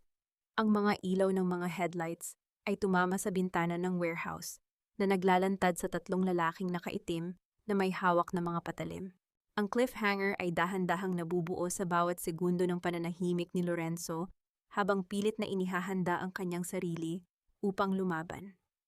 Napansin ni Sebi na sa likuran ng mga lalaki, dahan-dahang lumabas si Attorney Chiriaco. May hawak na isang galon ng gasolina at isang lighter na nagniningning sa gitna ng dilim. Kung hindi mapapa sa akin ang lupang ito, Severina, walang matitira sa inyo kundi ang abo ng inyong mga alaala. Ang malamig na bulyaw ni Chiriaco, bago marahas na itinapon ang lighter sa bahaging basang-basa na ng gasolina sa bukana ng pinto. Nanlamig ang buong pagkatao ni Sebi. Ang apoy ay mabilis na gumapang sa sahig, tila isang nagngangalit na ahas na nagnanais na lamunin silang 3 sa loob. Ang katarungan ay narito na, ngunit ang kamatayan ay kasalukuyan nang nakalahad upang gapusin ang kanilang bagong simula. Sino ang magsasakripisyo ng huling hininga sa gitna ng nagbabagang asyenda? Hindi ito ang paraan kung paano ka dapat mamatay, Severina. May mga salitang kailangan mo munang marinig bago tuluyang lamunin ng apoy, ang bawat lihim na pilit nilang ibinaon sa limot. Ang boses ni Manang Biday ay tila isang mahinang hininga na pilit kumakawala sa gitna ng makapal at itim na usok na kasalukuyan nang sumasakal sa loob ng lumang bodega. Nakaluhod si Sebi sa harap ng matanda, nanginginig ang kanyang mga daliri habang pilit na kinakalagan ang mga mahihigpit na lubid na nakagapos sa upuan. Ang init ay hindi na lamang nakapapaso. Ito ay tila isang dambuhalang kamay na pumipiga sa kanyang baga dahilan upang ang bawat pag-ubo niya ay magdulot ng matinding hapdi sa kanyang lalamunan. Isang internal crumbling ang dumaan sa kanyang isipan. Narito siya, kasama ang lalaking inakala niyang kaaway at ang babaeng tanging nagmahal sa kanya. Kasalukuyang nakakulong sa isang hurnong gawa sa kasakiman ni Kiriako. Lorenzo, ang pinto, hindi ko mabuksan. Ang pasigaw na hiyaw ni Sebi, ang kanyang boses ay pumiyok dahil sa tindi ng usok. I'm trying, Sebi, nakaharang ang mga bakal sa labas. Damn it, Kiriako, ang sagot ni Lorenzo. Nakatayo ang lalaki sa bukana, pilit na isinasandal ang kanyang malapad na balikat sa nag-aapoy na pintuan. Ang bawat tulak niya ay sinasabayan ng tunog ng pagngangalit ng bakal at ang pagbagsak ng mga nagbabagang kahoy mula sa kisame sakripisyo ang namayani nang makita ni Sebi na binaliwala ni Lorenzo ang mga pasong natatamo ng kanyang balat upang makagawa lamang ng siwang para sa kanila. Nene, huwag mo na akong intindihin. Iligtas niyo ang inyong mga sarili. Ang nanginginig na pagsusumamo ni Manang Biday habang dahan-dahang iniaangat ang kanyang mukha na punong-puno ng uling. Pero bago ang lahat, Severina, kailangan mong malaman ang totoo. Ang nanay mo, si Elena, hindi siya namatay sa aksidente o sa sakit. Sadyang nilason ni Graciana ang kanyang mga gamot noon upang mapabilis ang pagkuha nila sa titulo ng lupa. Nanigas ang buong pagkatao ni Sebi. Ang mist of distrust ay tuluyan ng napawi, napalitan ng isang katotohanang mas masakit pa sa anumang liyab ng apoy. Ano, nilason ni Tia Graciana si nanay? Ang pabulong na hiyaw ni Sebi, ang kanyang mga mata ay nanunubig hindi lamang dahil sa usok, kundi dahil sa tindi ng pighati. Opo, anak. Nakita ko ang bawat bote ng kagamot na pinalitan niya. Inutusan niya akong manahimik kapalit ng kaligtasan ng pamilya ko. Ang hikbi ni Manang Biday na nilalamon ng dagundong ng apoy sa paligid. At si Doña Felicidad, alam niya ang lahat, Sebi. Pinili niyang manahimik upang hindi madungisan ang pangalan ng mga De La Peña. Yun ang dahilan kung bakit kanya kinuha sa mansyon. Hindi dahil sa awa, kundi dahil sa takot sa multo ng iyong ina. Naramdaman ni Sebi ang pagpunit sa kanyang kaluluwa. Ang pamilyang pilit niyang pinaglingkuran, ang matandang iniligtas niya ang buhay, ay kasabwat pala sa paglilibing sa katarungan ng kanyang ina. Isang matalas na miyamay ang dumanas sa kanyang kalooban. Ang bango ng sampagita na palagi niyang iniaalay sa Donya ay tila naging amoy ng lason sa kanyang pandinig. Sebi, ngayon na, bubukas na ang pinto. Ang pasigaw na bulyaw ni Lorenzo. Sa isang huling malakas na tulak, nagawa ni Lorenzo na wasakin ang harang sa bintana ng loading dock. Kunin mo si Manang Biday, dalian mo. Kalinga ang namayani ng buhatin ni Lorenzo si Manang Biday, habang si Sebi ay nakakapit sa kanyang likuran. Sabay-sabay silang tumalon palabas ng nag-aapoy na bodega. Eksaktong sandali bago tuluyang bumagsak ang dambuhalang bubong nito. Ang tunog ng pagkawasak ng gusali ay umalingaw-ngaw sa buong asyenda, tila ba hudyat ng pagtatapos ng isang mahabang kabanata ng pananahimik. Napasubsob sila sa maputik na damuhan. Ang malamig na ulan ay tila isang banal na haplos na humahalik sa kanilang mga sugatang balat. Humihingal si Sebi, nakatitig sa nagliliyab na bodega, na tila ba nakikita niya roon ang lahat ng kanyang pighati na dahan-dahang nagiging abo. Ngunit sa kanyang tabi, nakita niya si Lorenzo, nakasalukuyan ng nakaluhod, nanginginig ang mga kamao at nakatingala sa langit. I'm so sorry, Sebi, hinding-hindi ko mapapatawad ang sarili ko. Pati ang pamilya ko. Ang pabulong na sabi ni Lorenzo, ang kanyang boses ay basa ng luha at ulan. Tumingin si Sebi sa mansyon sa malayo. Ang mga ilaw doon ay nagniningning pa rin, walang kamalay-malay na ang katarungan ay kasalukuyan nang naglalakad patungo sa kanilang pintuan. Ang internal crumbling ni Sebi ay natapos na, napalitan ng isang matalas at malamig na determinasyon. Hindi na siya ang Severina na hihingi ng tawad. Siya na ang hukom na maghuhubad ng maskara ng bawat De La Peña. Tumayo ka, Lorenzo, ang malamig na utos ni Sebi habang dahan-dahang tumatayo at pinapagpag ang kanyang maduming damit. Dahil ang gabing ito ay hindi para sa pag-iyak. Ito ang gabi ng paniningil. At sisiguraduhin kong bago sumikat ang araw, ang bawat diamanteng suot ni Tia Graciana at ni Doña Felicidad ay magiging kasing dumi ng putik na kinasasadlakan natin ngayon. Ang cliffhanger ay dahan-dahang nabubuo sa bawat hakbang ni Sebi patungo sa sasakyan. Inilabas niya ang kanyang cellphone. Ang microcamera sa kanyang giya ay ligtas na nakuha ni Lorenzo bago sila lumabas. Nakatala roon ang bawat salita ni Ciriaco at ang bawat ebidensya ng kanilang kataksilan. Ngunit ang kaba sa kanyang dibdib ay muling bumangon nang mapansin niyang may 10 missed calls mula kay Tia Graciana. Isang mensahe ang pumasok. Severina, kung gusto mo pang makitang buhay ang kapatid mo sa ospital, dalhin mo ang titulo sa mansyon ngayon din. Alam ko ang ginawa niyo sa bodega. Nanlamig ang buong pagkatao ni Sebi. Ang laban ay hindi pa natatapos. Ito ay ngayon pa lamang nagiging mas mapanganib. Sino ang magsasakripisyo ng huling hininga upang mailigtas ang huling piraso ng kanilang pamilya? Ang gabi sa Pampanga ay ngayon pa lamang tunay na nagliliyab, at ang halimuyak ng katarungan ay tila ba nahahaluan na ngayon ng amoy ng paparating na sakuna. Hindi sapat ang 1,000 tawad upang tahiin ang mga sugat na ikaw rin naman ang gumawa, Lorenzo. Ang bawat salitang binitawan mo noon ay tila mga pako na ibinaon mo sa krus ng aking pagtitiis. Ang boses ni Sebi ay hindi sumisigaw, ngunit ang bawat salita niya ay tila malamig na tubig na ibinuhos sa nagbabagang uling sa gitna ng madilim na kalsada. Nakatayo siya sa tapat ni Lorenzo, basang-basa ng ulan at may mga bakas pa ng uling sa kanyang mukha. Ang anyo niya ay tila isang mandirigmang galing sa isang madugong labanan, habang sa kanyang likuran ay kasalukuyan pang nagliliyab ang lumang bodega. Isang dambuhalang sulo na naglalantad sa bawat dumi ng pamilya de la Peña. Naramdaman ni Sebi ang matinding panunuyo ng kanyang lalamunan nang makita ang pagbagsak ng balikat ni Lorenzo. Isang internal crumbling ang dumaan sa kanyang isipan. Narito siya, ang babaeng itinuring nilang mantsa sa kanilang dangal. Kasalukuyang tinitignan ang lalaking nagpahaluhod sa kanya noon. Ang miyamay ng sandaling ito ay tila isang nakakasakal na usok. Habang ang mansyon nila ay nagniningning sa karangyaan, ang kaisa-isang tagapagmana nito ay kasalukuyan ng nakaluhod sa putikan. Hindi dahil sa utos ng iba, kundi dahil sa bigat ng sarili nitong pagsisisi. Sebi, pakiusap. Tingnan mo ako. Ang nanginginig na pagsusumamo ni Lorenzo. Dahan-dahan niyang ibinaba ang kanyang mga tuhod sa maputik na lupa. Binalewala ang dumi sa kanyang mamahaling pantalon. Ganap na pagpapakumbaba ang namayani nang idikit ni Lorenzo ang kanyang noo sa nanginginig na palad ni Sebi. Naging bulag ako. Pinili kong maniwala sa mga kasinungalingan ni Tia Graciana dahil mas madaling manisi kaysa tanggapin na ang sarili kong dugo ang halimaw. But seeing you almost die in that fire, it broke me, Sebi. I can't breathe knowing I almost lost you again. Naramdaman ni Sebi ang panginginig ng kanyang mga daliri. Gusto niyang bawiin ang kanyang kamay.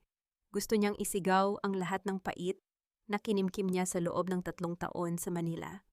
Ngunit nang mapansin niya ang mga bakas ng paso sa braso ni Lorenzo, ang mga sugat na nakuha nito habang pilit na winawasak ang pinto ng bodega para sa kanya, naramdaman niya ang isang pambihirang uri ng paglambot. Ang mist of distrust ay tila dahan-dahang nahuhugasan ng ulan, ngunit ang mga pilat ay nananatili pa ring malalim. Tumayo ka na, Lorenzo. Hindi mababayaran ng pagkakaluhod mo ang buhay ng nanay ko. Ang mahinang sabi ni Sebi, bagaman hindi na kasing lamig ng dati ang kanyang tinig. Kung talagang gusto mong bumawi, tulungan mo akong iligtas ang kapatid ko. Hawak siya ni Tia Graciana sa ospital. Gagamitin niya ang bata upang makuha ang titulo. Mabilis na tumayo si Lorenzo. Ang kanyang mga mata ay nagniningning sa bagong determinasyon. Hinding-hindi ko hahayaang saktan niya si Bunsoy. We have the footage, Sebi. We have the evidence from the microcamera. Pero kailangan nating gawin ito sa paraang hinding-hindi na nila malulusutan. Bukas ay ang 80 kaarawan ni Lola. Ang buong Pampanga ay nandoon. Doon natin sila papatayin. Sa harap ng lahat. Tapat na kalinga ang nangyari nang hubarin ni Lorenzo ang kanyang suot na jacket at isaklob ito sa nanginginig na balikat ni Sebi. Magpahinga ka muna sa safe house ni Manang Biday. I will coordinate with the authorities. Sinigurado ko na ang mga tauhan ni Ciriaco ay hindi na makakalapit sa ospital. Pinabantayan ko na ang kapatid mo sa mga taong tapat sa akin, hindi sa pamilya ko. Naramdaman ni Sebi ang biglang pagluluwag ng hangin sa kanyang paligid. Sa unang pagkakataon sa loob ng maraming taon, naramdaman niyang hindi na siya nag-iisa sa gitna ng digmaan. Ngunit sa likod ng kanyang isipan, nananatili ang takot para kay Bunsoy. Ang sacrifice dilemma ay kasalukuyan pang bumubuo sa kanyang isipan. Itutuloy ba niya ang pagpahiya sa buong pamilya de la Peña kung ang kabayaran ay ang tuluyang pagtalikod ni Doña Felicidad sa kanya? Nang sumapit ang madaling araw, nakaupo sina Sebi at Lorenzo sa loob ng isang maliit na apartment. Ang bango ng mainit na kape ay humahalo sa amoy ng ulan sa labas. Isang slow burn na emosyon ang sumabog sa pagitan nila nang dahan-dahang hawakan ni Lorenzo ang kamay ni Sebi na may mga bakas ng sugat. Sebi, after tomorrow, kapag nabawi mo na ang lupa nyo, anong balak mo? Ang pabulong na tanong ni Lorenzo. Inilapit niya ang kanyang mukha sa mukha ni Sebi, sapat na upang maramdaman nila ang init ng bawat isa. Gusto kong magtanim muli, Lorenzo. Gusto kong amuyin ang sampagitan na wala ng halong amoy ng lason. Ang sagot ni Sebi, ang kanyang mga mata ay nanunubig sa tapat na pagsusumamo. Ang cliffhanger ay dahan-dahang nabubuo nang biglang tumunog ang cellphone ni Lorenzo. Isang tawag mula sa private nurse ni Doña Felicidad. Pagkatapos ng maikling pag-uusap, naging maputla ang mukha ni Lorenzo. Anong nangyari? Ang nanginginig na tanong ni Sebi. Si Lola, nalaman niya na ang tungkol sa sunog sa bodega. At nalaman niya rin na ikaw ang nasa likod ng M-Green. Ang ulat ni Lorenzo, ang boses ay puno ng pangamba. Ipinapatawag niya tayong dalawa sa library. Ngayon din. At ang mas malala, Sebi, kasama niya si Attorney Kiriaco na may hawak na isang dokumentong magdedeklara sa iyo bilang isang impostora. Nanlamig ang buong pagkatao ni Sebi. Ang katarungan ay narito na, ngunit ang pinto ng mansyon ay tila muling nagsisilbing mitya ng kanyang pagkawasak. Sino ang unang makakarating sa puso ng matandang Donya? Ang katotohanang bitbit ng sugatang katulong o ang huling lason na kasalukuyan ng inihahain ng mga aninong may hawak ng ginto? Ang gabi sa Pampanga ay ngayon pa lamang tunay na nagliliyab at ang bawat hininga ni Sebi ay tila isang pakikipagpatintero sa tadhana. Ang katarungan ay hindi isang regalong dumarating ng kusa. Ito ay isang premyong kailangang agawin mula sa mga kamay na sanay sa pagmamanipula ng tadhana, kahit ang kabayaran ay ang tuluyang pagguho ng bawat pader na itinuring mong tahanan. Ang gabing iyon sa mansyon ng mga De La Peña ay tila isang dambuhalang entablado ng pagkukunwari. Ang bango ng libu-libong sariwang sampagita ay humahalimuyak sa malawak na ballroom. Pilit na nilulunod ang amoy ng lason at panlilinlang na matagal nang nanahan sa loob ng mga pader na ito. Ang mga dambuhalang chandelier ay nagniningning ng labis, tila mga matang nanghuhusga sa bawat panauhing nakasuot ng pinakamamahal nilang mga hiyas at sutla. Ito ang 80 kaarawan ni Doña Felicidad. Ang gabi na dapat sana ay magsiselyo sa pagsasama ng mga De La Peña at ng mga kasosyo ni Kiriaco.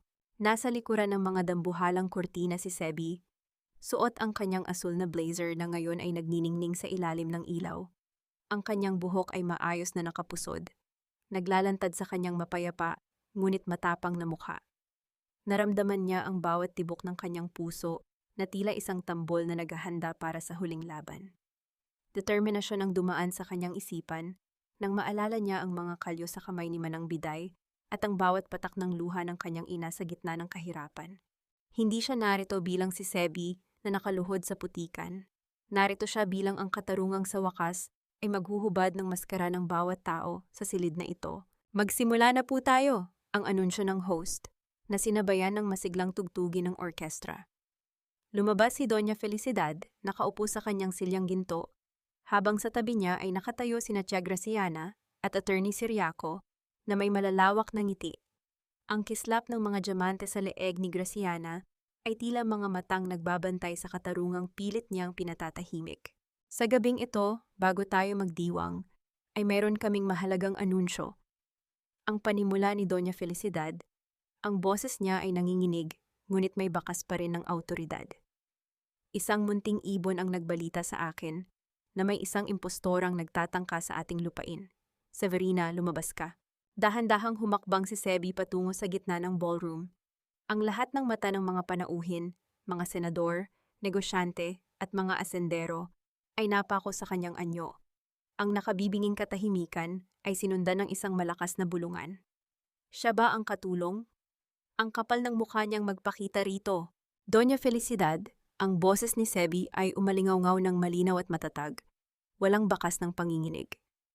Nandito po ako hindi bilang isang impostora, kundi bilang ang tunay na tagapagmana ng lupang pilit na kinamkam ng inyong pamilya sa tulong ng aking tiyahin at ng inyong abogado. Magsisinungaling ka pa. Ang pasigaw na bulyaw ni Che Graciana, ang kanyang boses ay pumiyok dahil sa tindi ng kaba at galit. Nariyan ang mga dokumento, Lorenzo, bakit hinahayaan mong bastusin niya ang lola mo? Tumingin si Sebi kay Lorenzo na kasalukuyang nakatayo sa gilid. Isang pambihirang sandali ng kaba ang namayani nang humakbang ang lalaki pasulong. Ngunit sa halip na itaboy si Sebi, dahan-dahan niyang kinuha ang remote control ng dambuhalang projector sa loob ng ballroom. Lola, mayroon pong regalong inihanda si Sebi para sa inyo. Ang malamig na sabi ni Lorenzo. Isang regalong hindi gawa sa ginto, kundi sa katotohanang sadyang ibinaon ni Che Graciana sa dilim. Biglang namatay ang lahat ng ilaw sa ballroom na sinundan ng dahan-dahang pagliwanag ng malaking screen. Ang kaba sa dibdib ni Graciana ay naging isang matinding takot nang lumitaw sa screen ang video mula sa microcamera ni Sebi. Narinig ng buong ballroom ang boses ni Graciana habang kausap si Ciriaco sa loob ng library. Siguraduhin mong masusunog ang titulo, attorney. Kapag wala na ang ebidensya, magiging atin na ang bawat ektarya ng farm ni Elena. At si Sebi, hayaan nating mabulok siya sa sementeryo kasama ng nanay niya. Isang nakabibinging katahimikan ang bumalot sa buong mansyon na sinundan ng isang malakas na ingay ng pagkagulat mula sa mga bisita. Ang hiya na palaging ginagamit ni Graciana bilang sandata ay kasalukuyan nang lumalamon sa kanyang buong pagkatao. Ang mga diamante sa kanyang leeg ay tila naging mga mantsa ng dumi sa gitna ng liwanag. Hindi totoo iyan! Fake news ang video na iyan! Ang histeryang sigaw ni Graciana habang pilit na inaagaw ang remote, ngunit mabilis siyang hinadlangan ng mga gwardya na kasalukuyan ng sumusunod kay Lorenzo. Katarungan ang namayani nang ilabas ni Sebi ang gintong singsing na de la Peña mula sa kanyang bulsa. Ang singsing na itinanim nila sa kanya 3 taon na ang nakalilipas. Dahan-dahan niya itong inilapag sa nanginginig na palad ni Doña Felicidad. Hindi ko po kailangan ng inyong alahas, Doña, ang mahinahong sabi ni Sebi. Ang kanyang mga mata ay nanunubig sa tindi ng katarungan. Dahil ang tunay na yaman ko ay ang dangal na kailanman ay hindi niyo nabili sa halaga ng aking pagkakaluhod. Nanginginig ang buong katawan ni Doña Felicidad. Tumingin siya kay Graciana, pagkatapos ay kay Ciriaco, at sa huli ay itinuon ang kanyang pansin sa sugatang anyo ni Sebi. Ang pighati sa mga mata ng matanda ay sapat na upang sabihing ang bawat pader ng mansyong ito ay tuluyan na ngang gumuho. Sa sandaling iyon, bumukas ang malalaking pinto ng ballroom. Pumasok ang mga operatiba ng pulisya. Bitbit ang warrant of arrest para kay Che Graciana at Attorney Ciriaco para sa kasong falsification of public documents, arson, at attempted murder. Ang tunog ng kanilang mabibigat na sapatos sa marmol ay tila ritmo ng isang hatol na hinding-hindi na muling mababago ng kahit anong ginto. Nang posasan ng mga pulis si Graciana, nakita ni Sebi ang pagbagsak ng huling hibla ng kayabangan ng kanyang tiyahin. Ang pait ng kahapon ay tuluyan na ngang nahugasan ng katarungan. Naiwan si Sebi at Lorenzo sa gitna ng ballroom, habang ang mga panauhin ay dahan-dahang tumatalikod sa mga de la Peña. Ang cliffhanger ay dahan-dahang nabubuo sa bawat segundo ng pananahimik ni Lorenzo habang nakatitig kay Sebi. Lumapit ang lalaki at inabot ang orihinal na titulo ng lupa na nakuha niya mula sa vault ni Ciriaco. Sebi, ito na ang sa iyo, ang mansyon, ang lupa. Lahat ito ay sa iyo na. Isang hiling lang, manatili ka sa tabi ko. Tumingin si Sebi sa titulo, pagkatapos ay sa lalaking nagpahaluhod sa kanya noon. Isang matalas na determinasyon ang sumiklab sa kanyang mga mata. Ang lupa ay kukunin ko, Lorenzo, dahil ito ay sa nanay ko. Pero ang mansyong ito, ayokong manirahan sa loob ng isang palasyong itinayo sa pighati.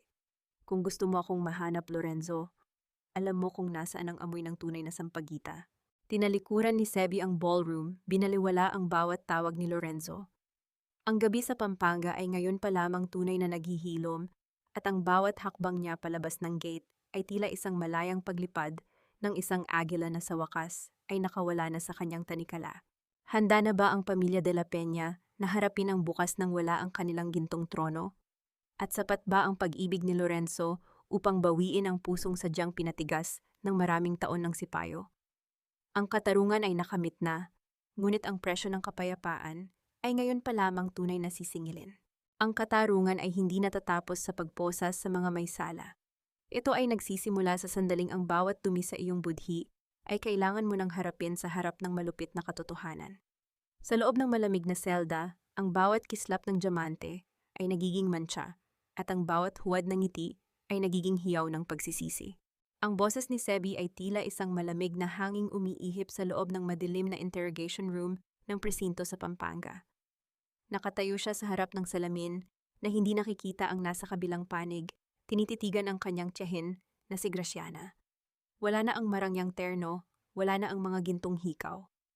Suot ni Graciana ang kulay kahel na damit ng mga bilanggo, ang kanyang buhok ay gulo-gulo at ang kanyang mukha ay punong-puno ng hiya na matagal na niyang pilit na itinago sa likod ng kanyang kapalaluan. Naramdaman ni Sebi ang matinding panunuyo ng kanyang lalamunan nang marinig ang pamilyar na boses ni Graciana na nagsisimula ng magmakaawa sa mga pulis. Isang internal crumbling ang dumaan sa kanyang isipan.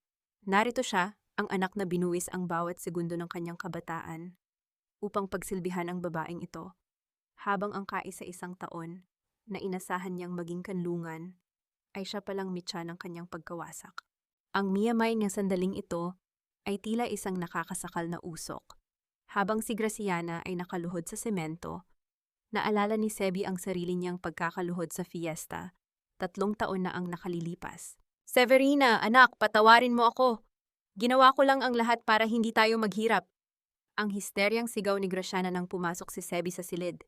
Ang bawat salita niya ay punong-puno ng gaslighting, pilit na ipinaparamdam kay Sebi na may utang pa rin itong loob sa kanya.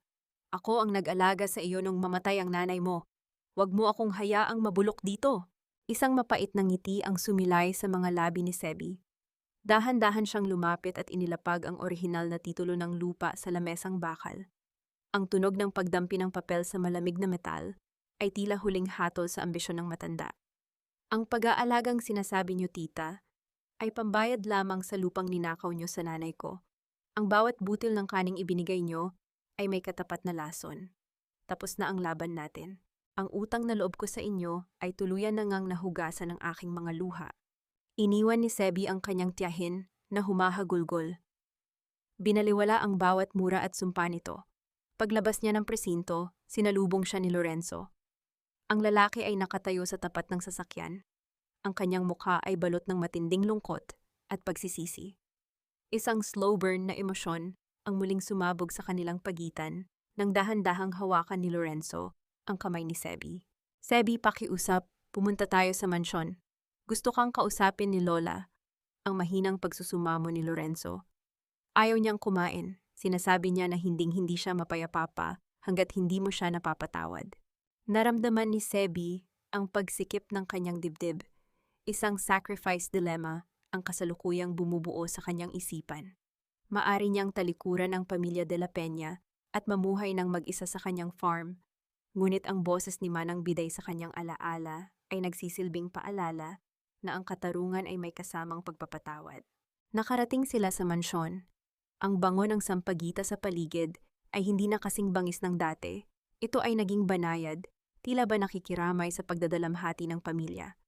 Pumasok si Sebi sa silid ni Doña Felicidad. Nakita niya ang matanda na nakahiga, maputla, at hawak ang krus na gawa sa kahoy. Wala na ang diamante, wala na ang kapalaluan. Ganap na pagpapakumbaba ang namayani ng dahan-dahan lumuhod si Doña Felicidad sa harap ni Sebi. Nanlaki ang mga mata ni Sebi at mabilis niyang inalalayan ang matanda. "Severina, patawad." Ang hikbi ng Donya, ang bawat salita ay punong-puno ng pighati. "Naging bulag ako dahil sa takot na mawala ang dangal ng mga de la Peña. Hinayaan kong tapakan ka ni Graciana dahil ayaw kong harapin ang katotohanang ang yaman namin ay nakatayo sa ibabaw ng inyong dusa. Ibalik mo na ang lupang ito, anak. Hindi namin ito karapat-dapat na hawakan." Naramdaman ni Sebi ang muling pag-init ng kanyang mga mata. Sa wakas, ang pader ng ginto ay tuluyan na ngang natibag. Ang paghuhugas ng kamay ay hindi lamang para sa mga nagkasala, kundi para sa mga pusong handa ng lumaya sa pait ng nakaraan. Ang cliffhanger ay dahan-dahang nabubuo sa bawat segundo ng pananahimik ni Sebi, habang tinitignan si Lorenzo na nakatayo sa pintuan. Ang lalaki ay handang isuko ang lahat ng kanyang mana upang bumawi lamang sa kanya. Ngunit sa gitna ng kanilang katahimikan, isang mabilis na yabag ng mga sapatos ang narinig mula sa labas. Pumasok ang isang tauhan ni Lorenzo, hinihingal at nanlilisik ang mga mata. "Sir Lorenzo, si Attorney Ciriaco po, nakawala siya sa transport van." Ang nanginginig na ulat ng tauhan. at balita namin papunta siya sa flower farm ni Sebi, may dala siyang mitya ng apoy. Nanlamig ang buong pagkatao ni Sebi. Ang kaisa-isang pangarap na itinayo niya sa loob ng 3 taon ay kasalukuyan ng nanganganib na lalamunin ng huling galit ng isang halimaw. Handa na ba si Sebi na isakripisyo muli ang kanyang kaligtasan upang iligtas lamang ang bango ng kanyang mga sampagita? Ang gabi sa Pampanga ay ngayon pa lamang tunay na nagliliyab at ang katarungan ay kasalukuyan ng nakikipag-unahan sa kamatayan. Ang bawat pangarap na itinanim mo sa gitna ng hirap ay tila isang munting mitya na handa nilang sunugin sa sandaling malamangan mo sila. Ngunit sa gabing ito, ang apoy na kanilang sisindihan ay hindi magsisilbing dulo ng iyong kwento, kundi ang siyang lalamon sa huling bakas ng kanilang kasamaan. Ang malamig na bulong na iyon ng sariling isipan ni Sebi ay tila ba naging isang hiyaw ng babala habang ang itim na sasakyan ni Lorenzo ay humaharurot sa madilim na kalsada patungo sa Severina's Sanctuary. Naramdaman ni Sebi ang matinding panunuyo ng kanyang lalamunan. Ang bawat paghugot niya ng hininga ay tila paghigop ng nagbabagang uling na sumasakal sa kanyang dibdib. Isang internal crumbling ang dumaan sa kanyang isipan. Narito na siya sa bukana ng kanyang tagumpay. Hawak na niya ang titulo ng lupa, ngunit sa isang iglap, ang kaisa-isang lugar na nagbigay sa kanya ng kapayapaan ay kasalukuyan ng ginagawang alay sa altar ng pighati. Camera luylay, makikita ang nakapanlulumong anyo ni Sebi. Nakasuot siya ng asul na blazer na ngayon ay gusot-gusot na. Ang kanyang mga kamay ay mahigpit na nakakapit sa dashboard habang tinititigan ang abot tanaw. Ang miyamay ng lahat ay tila isang nakakasakal na usok. Habang si Doña Felicidad ay humihingi ng tawad sa mansyon, ang lason na itinanim ng pamilyang iyon ay kasalukuyan pa ring nananalasa sa labas. Ang bango ng sampagita na dapat ay sumasalubong sa kanya ay unti-unti nang napapalitan ng amoy ng gasolina at takot. Sebi, humawak ka ng mahigpit! Hindi ko hahayaang mawala ang farm mo! Ang pasigaw na panata ni Lorenzo, ang boses niya ay puno ng pambihirang tatag. Naramdaman ni Sebi ang init ng palad ni Lorenzo na panandali ang humawak sa kanyang nanginginig na kamay bago muling ibalik sa manibela. Kalinga ang namayani sa gitna ng panganib, isang pagkilala na sa digmaang ito, hindi na siya nag-iisa. Nang marating nila ang farm, ang bumulad sa kanila ay isang nakakapangilabot na tanawin. Nakatayo si Attorney Ciriaco sa gitna ng mga taniman. Ang kanyang mukha ay balot ng isang demonyong ngiti habang hawak ang isang nagniningning na lighter. Ang bawat hakbang ng abogado sa pagitan ng mga puting bulaklak ay tila ritmo ng isang hatol na walang awa. Sa paligid niya, ang mga tauhan niya ay kasalukuyan nang nagbubuhos ng likido sa mga dahon, gasolina. Ito ba ang iyong kaharian, Severina? Ang malamig na panguuyam ni Ciriaco nang makita ang pagdating ng dalawa. Kung hindi mapapasa akin ang lupang ito, sisiguraduhin kong wala kang babalikang bango bukas ng umaga. Tama na, Ciriaco, wala ka nang matatakbuhan. Ang mga pulis ay kasunod na namin. Ang bulyaw ni Lorenzo habang mabilis na bumababa ng sasakyan at humaharang sa harap ni Sebi. Isang mapait na tawa ang kumawala sa mga labi ng abogado bago marahas na itinapon ang lighter sa gitna ng pinakaimportanteng bahagi ng farm, ang taniman ng dangal ng Pampanga, ang espesyal na uri ng sampagita na nilikha ng ina ni Sebi.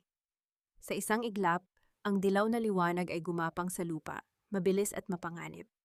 Ang init ay agad na humalik sa mukha ni Sebi at ang usok ay nagsimulang sumakal sa hangin. Naramdaman ni Sebi ang pagpunit sa kanyang puso nang makita ang dahan-dahang pagitim ng mga puting talulot sa tindi ng apoy. Binaliwala niya ang banta ng kapahamakan. Tumakbo siya patungo sa naglalagablab na taniman, pilit na gumagamit ng mga basang sako upang patayin ang liyab. Ang bawat hampas niya sa lupa ay tila paghampas din sa sarili niyang pighati. Sebi, huwag, delikado! Ang hiyaw ni Lorenzo habang sumasabay sa dalaga. Nakipagbuno si Lorenzo sa mga tauhan ni Ciriaco. Binaliwala ang bawat suntok at paso na tumatama sa kanyang balat upang protektahan lamang ang likuran ni Sebi. Sakripisyo ang namayani nang makita ni Sebi ang pagbagsak ng isang nagbabagang haligi ng nursery patungo sa kanyang kinaroroonan. Ngunit bago pa man ito tumama sa kanya, marahas siyang hinatak ni Lorenzo at binalot sa sarili nitong mga bisig. Ang tunog ng pagbagsak ng kahoy at ang pag-alon ng init ay tila ba naging hudyat ng kanilang huling sumpaan. Naramdaman ni Sebi ang bigat ng katawan ni Lorenzo sa ibabaw niya, Ang bango ng sandalwood nito ay nahaluan na ng amoy ng sunog na tela. Lorenzo, hising, pakiusap, huwag kang bibitiw. Ang hikbi ni Sebi habang pilit na iniaangat ang mukha ng lalaki na kasalukuyan ng may bakas ng dugo. Sa gitna ng kaguluhan, ang tunog ng papalapit na mga sirena ng pulis at bumbero ay umalingaw-ngaw sa buong asyenda. Ang nagniningning na mga asul at pulang ilaw ay tumama sa nag-aapoy na farm na tila ba mga matang nagbabantay sa katarungang sa wakas ay dumating na. Nakita ni Sebi kung paano damputin ng mga operatiba si Ciriaco na kasalukuyan ng pilit na tumatakas sa gitna ng usok. Napatigil ang lahat ng dahan-dahang imulat ni Lorenzo ang kanyang mga mata. Ganap na paghilom ang nangyari nang dahan-dahan niyang haplusin ang pisngi ni Sebi gamit ang kanyang sugatang kamay. Ligtas ka ba? Sebi? Ang mga bulaklak mo? Ang mahinang bulong ni Lorenzo. Tumingin si Sebi sa paligid. Bahagi ng kanyang farm ay naging abo. Ngunit ang mga ugat ng sampagita ay nananatiling nakabaon sa ilalim ng lupa. Ang bango ng katarungan ay tuluyan ng nanaig sa amoy ng gasolina. Ang path to redemption ni Lorenzo ay nasilyuhan na ng sarili nitong dugo, at ang puso ni Sebi ay sa wakas ay nakawala na sa tanikala ng puot. Ang cliffhanger ay dahan-dahang nabubuo sa bawat segundo ng pananahimik ni Sebi habang inaalalayan si Lorenzo patungo sa ambulansya. Tumingin siya sa kalangitan ng Pampanga. Ang bukang liwayway ay nagsisimula ng gumuhit sa abot tanaw, nagbibigay ng kulay ginto sa bawat nag-aapoy na alaala. Ngunit sa dulo ng kalsada, nakita niya si Manang Biday na nakatayo. May hawak na isang puting panyo at may isang mapayapang ngiti na nagsasabing ang lahat ng sakripisyo ay nagbunga na. Handa na ba si Sebi na itayo ang kanyang bagong buhay sa ibabaw ng mga abo ng kahapon? At sapat ba ang pagpatawad upang maging pundasyon ng isang pag-ibig na walang anumang maskara? Ang gabi sa Pampanga ay tapos na, at ang tunay na halimuyak ng katarungan ay ngayon pa lamang tunay na mamumukadkad.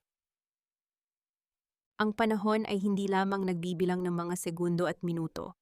Ito ay isang dahan-dahang paghabi ng mga pira-pirasong alaala hanggang sa ang bawat sugat ay maging isang pilat na hindi na nagdudulot ng sakit, kundi ng karunungan.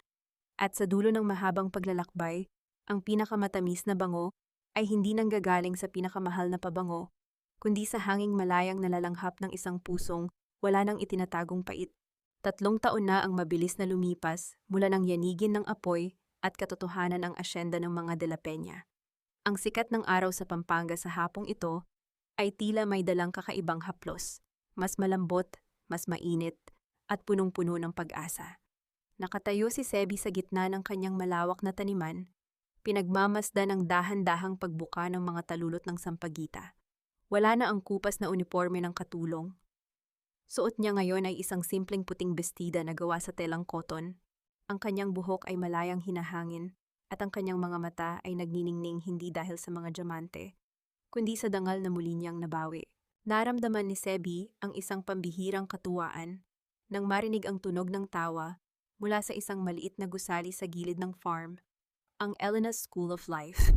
Isang paaralang itinayo niya para sa mga anak ng mga mangingisda at manggagawa. Doon, nakita niya si Manang Biday, na masayang nagtuturo ng sining ng pagbuborda sa mga kabataang babae. Ganap na paghilom ang namayani nang magtagpo ang kanilang mga mata. Ang bawat sakripisyo ng matanda ay nagbunga na ng isang komunidad na wala nang kinatatakutang anino. Dahan-dahan siyang nilapitan ni Lorenzo. Wala na ang mamahaling terno at ang kayabangang dala ng kanyang apelido. Suot niya ang isang simpleng polo shirt na may mga mantsa ng lupa. Ang kanyang mga kamay ay may mga bakas ng kalyo mula sa pagtulong sa pag-aayos ng mga irrigation pipes sa farm. Isang slow burn na emotion ang muling sumabog sa pagitan nila nang dahan-dahan niyang hawakan ang kamay ni Sebi. Ang bango ng paligid, Sebi, parang kailan lang ang amoy ng lason ang bumabalot sa atin. Ang mahinang bulong ni Lorenzo. Inilapit niya ang kanyang mukha sa mukha ni Sebi, sapat na upang maramdaman nila ang init ng bawat isa. Salamat dahil hinayaan mo akong maging bahagi ng iyong muling pagsilang. Ngumiti si Sebi at isinandal ang kanyang ulo sa balikat ng lalaki. Ang kaisa-isang pangarap na itinanim niya sa gitna ng hirap ay kasalukuyan nang nagniningning sa ilalim ng dapit hapon. Talk tayo kag. At talk.